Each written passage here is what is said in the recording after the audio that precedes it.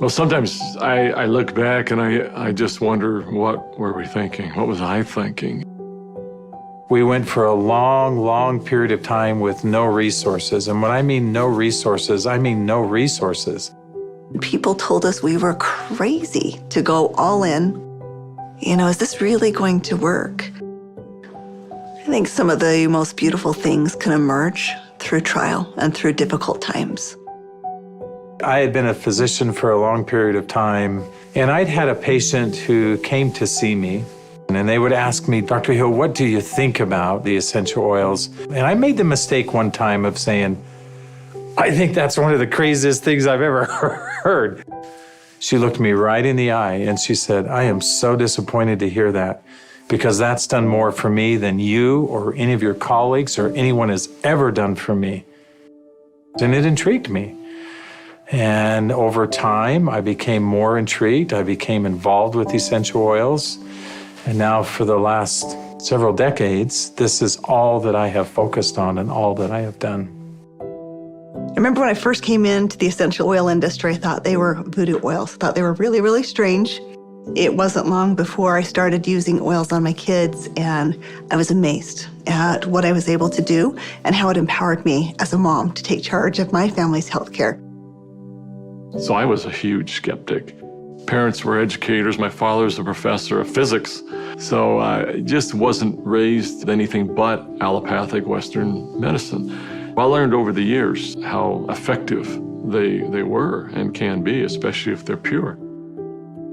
After working 10 years in the essential oil industry, I found myself leaving for integrity purposes because I knew that essential oils had to be pure. The desire of my heart was just to go home and raise my children. And I hadn't been home very long before my husband came to me and said, there's something more you're supposed to do. And as he said this to me, I actually was very angry with him because my heart said, I want to be home with my kids. And he said, sweetheart, you're not listening. There is something you're supposed to do with Dave and Dr. Hill with these oils.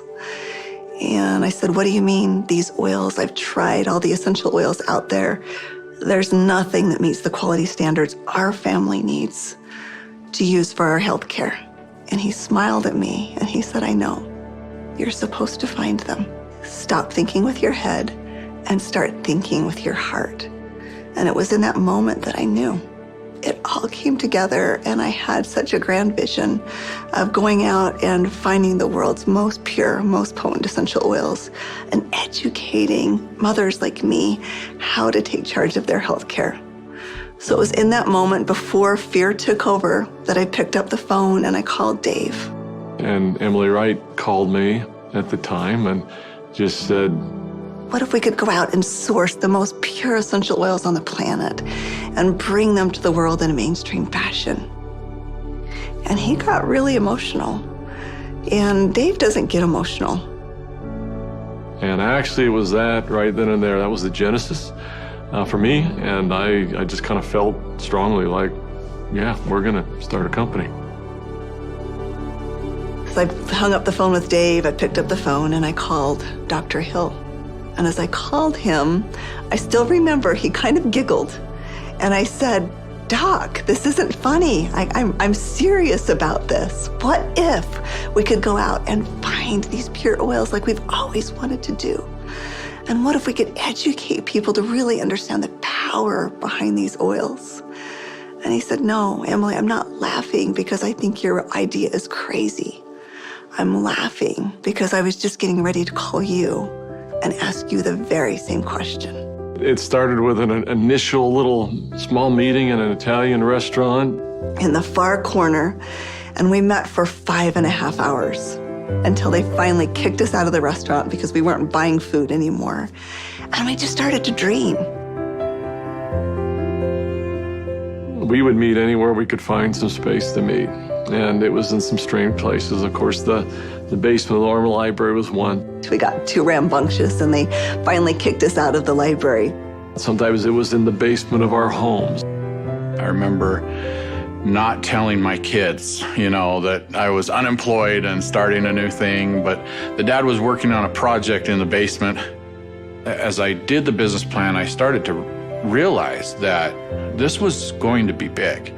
I just knew that with such a good team and product that had changed our lives, we felt like this was going to be significant. So as we began in the spring of 2008, that's when we had a massive falling out with the housing market in the United States. And there was a lot of panic and a lot of fear.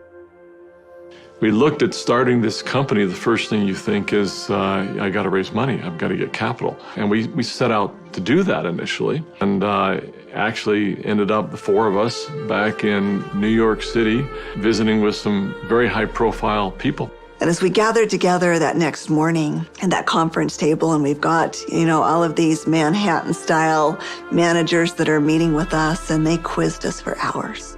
Finally, at the end of the day, they looked at us and they said, "We believe that your business model is going to work. We believe that you will be successful, and we want to fund your venture.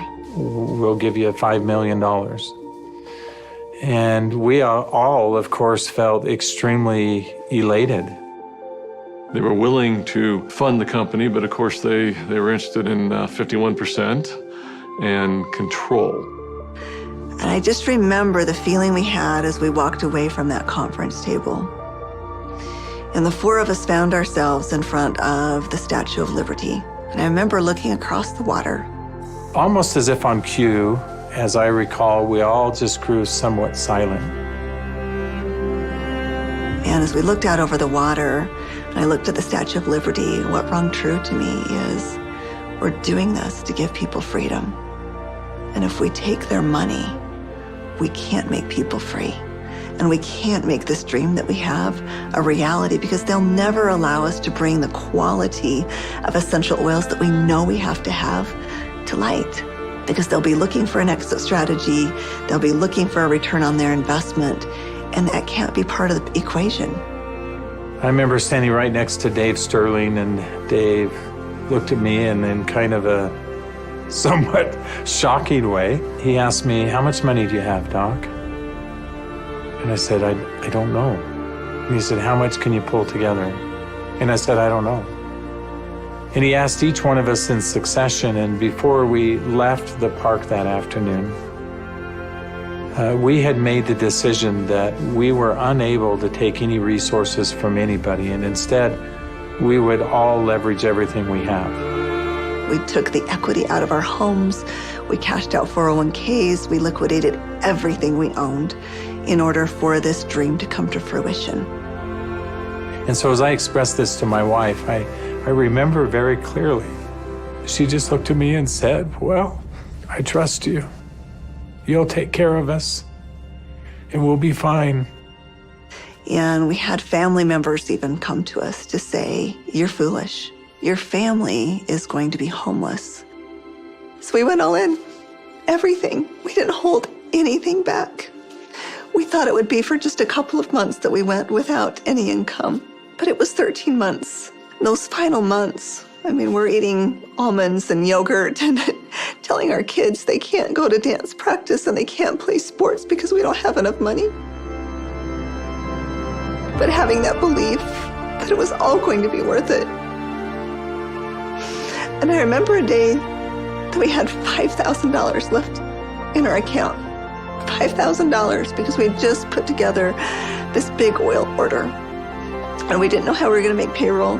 We didn't know how we were going to make commissions.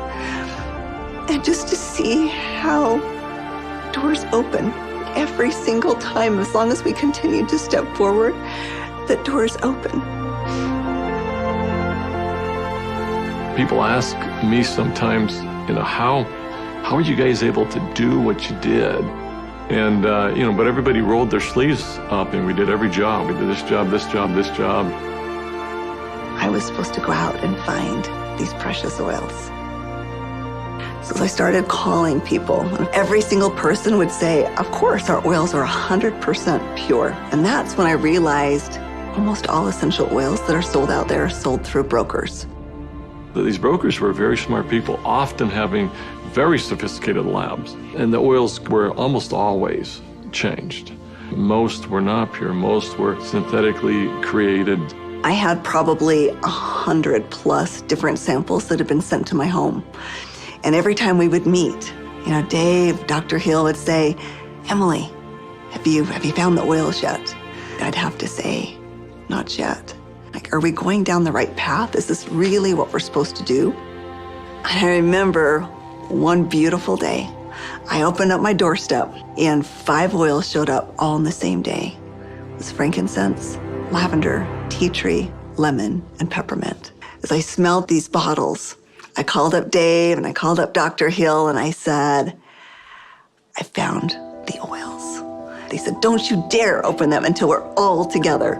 We knew that these oils were absolutely pure, and it gave us just enough confidence, just enough faith to continue stepping forward. I remember that first discussion we had. We talked about the culture of the company. What type of soul do we want Doterra to have? And we realized that these oils are experiential. And we realized it had to be a person-to-person model. We had to bring people together. We've got to have a culture of giving back. We have to have a culture of caring. Locking arms with the people who are putting the seeds in the ground, who are harvesting these products. It's making sure that their needs are met. As I look back on it today with Doterra, it's overwhelming to me to see the impact it is around the world.